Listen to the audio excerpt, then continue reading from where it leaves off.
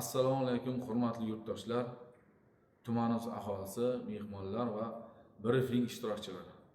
Bugungi kunda aholi va hududlarni turli xil favqulodda vaziyatlardan muhofaza qilish, xususan is gazdan zaharlanish hamda gaz havo aralashmasini chaqnash bilan bog'liq holatlarni oldini olish, shuningdek fuqarolarning bu borada bilim va ko'nikmalarini oshirish, profilaktika tadbirlarini muntazam va samarali tashkil etish maqsadida joriy yilning 1-yanvardan 31-yanvar kuniga qadar respublika miqyosida xavfsiz xonadon oyligi o'tkazib belgilangan.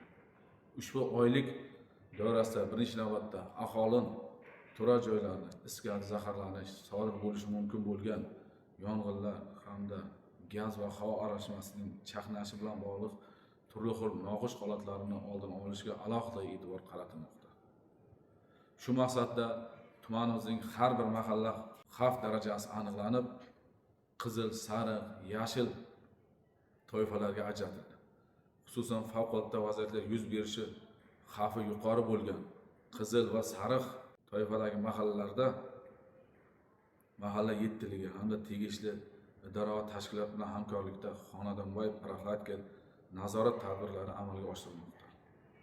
Shuningdek, ijtimoiy soha obyektlari, insonlar tunda qoladigan maskanlar, jumladan talabalar yotoqxonalari, qurilish maydonlari hamda ushbu maydonlarda vaqtinchalik tashkil etilgan yotoq joylarda yong'in xavfsizligini ta'minlash, sodir bo'lishi mumkin bo'lgan turli xil favqulodda vaziyatlarni barvaqt aniqlash va o'z vaqtida bartaraf etish maqsadida kuchaytirilgan kunduzgi va tungi profilaktika tadbirlari olib borilmoqda. Oylik doirasida yong'inlar, aholini is gazdan zaharlanishi hamda havo gaz aralashmasining chaqnash bilan bog'liq xavf-xatarlarni muhofazalanish bo'yicha aholi o'rtasida xavfsizlik madaniyatini shakllantirish asosiy vazifalardan biri sifatida belgilangan.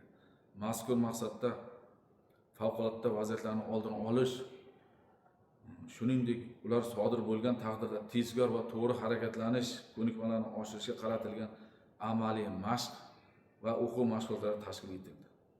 Shu o'rinda barcha turdagi obyekt rahbarlari, ishchi xizmatchilar hamda fuqarolarimizdan yong'in xavfsizlik qoidalariga qat'iy amal qilish, muntazam ravishda rioya etilishlari, shuningdek xavfsiz xonadon oyligi doirasida o'tkazilayotgan profilaktika tadbirlarida faol ishtirok etishlarini so'raymiz. E'tibor uchun rahmat.